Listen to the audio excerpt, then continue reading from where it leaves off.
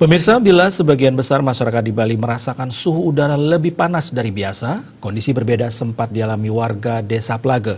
Desa yang terletak di wilayah Badung Utara itu sempat dilanda hujan es. Beginilah hujan es yang turun di Desa Plage. Hujan es turun pukul 13.35 WITA selama sekitar 10 menit. Menurut laman www.bmkg.go.id, fenomena hujan es merupakan fenomena cuaca alamiah yang biasa terjadi. Kejadian hujan lebat, es disertai kilat atau petir dan angin kencang berdurasi singkat.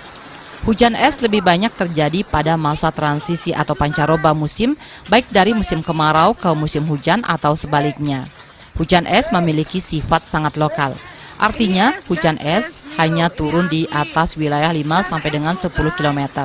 Waktunya singkat sekitar kurang dari 10 menit, lebih sering terjadi pada peralihan musim atau pancaroba, dan lebih sering terjadi pada siang atau sore hari, dan terkadang menjelang malam hari. Tim Liputan Bali TV.